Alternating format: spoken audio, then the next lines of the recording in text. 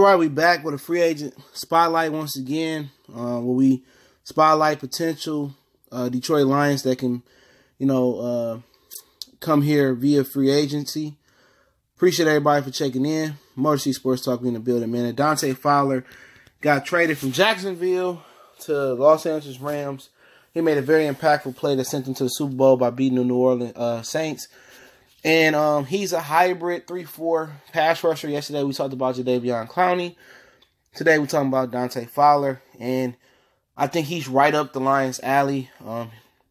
His fifth-year option, I guess, was rejected by Jacksonville. It was a $14 million team option, I believe it was. But he's an electric pass rusher. Now we start with reasons why the Lions might not get him because of personal issues, man. He has some off the field issues with his baby mama. He let his side chick beat in his baby mama fight. He got simple battery in Florida, St. Petersburg, Florida. He confronted a man who commented about his driving, struck the man, broke his glasses, and threw a bag containing liquor into the lake.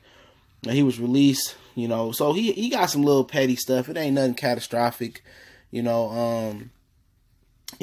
catastrophic, man. But, the Lions only won choir boys. But the thing about it is that he's very, very money friendly. He made some plays and they had people believing that he could reach his potential, that he couldn't reach with Jacksonville. Jacksonville had a toxic locker room because of Blake Bortles, basically.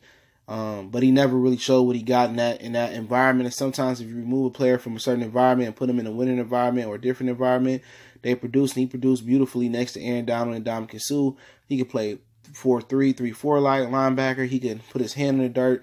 He brings a lot of electricity off the edge, a lot of speed, a lot of athletic ability. Yeah, he tore his ACL. He was a top 5 pick out of Florida University, I think it was. He tore his ACL. And then he really never got a chance to really get back. He had the baby mama side chick problem. And then he had the little incident we just talked about problem. And then we talked about the whole defense with Jacksonville falling apart because Blake Bortles left him out to dry. So he had different situations where he never was able to really play football until he got to Los Angeles. Now, can Los Angeles bring him back? Yeah, they could bring him back. You know what I'm saying? He had a really, really good price too, man, because he really ain't never been proven. So, it's a high risk, low reward type of thing, and that's why I think it's a good match for the Detroit Lions. I mean, he can play linebacker, he can play the Devin Kennard role, and you can just put Devin Kennard hand in the dirt. He can play. You probably can prep this dude to play middle linebacker. It's gonna take about a year to get him there, but I mean, he can play outside linebacker. He can put his hand in the dirt. You can solve your pass rush problems. You can rotate him in there with Eli Harold and Romeo Rockwell and Devin Kennard. It's a beautiful thing, man. His versatility up in the front seven, man. He's more the D4 Jadeveon Clowney type of fit. But hey, man, he can ball out, when he make plays when he get there. He's 6'3", 255 pounds. He only 24 years old, man. So, he can do a lot of different things in the 3-4 and the 4-3 defense. And he's cap friendly. So it ain't gonna be like, oh, we're gonna invest $114 million, $107 million, and $90 million guaranteed, like we talked about with Jadeveon Clowney. He ain't that type of player. He's the type of player that got character issues a little bit, but he only 24 years old. He had an injury issue coming into the league towards ACL, missed his rookie year, like I spoke on.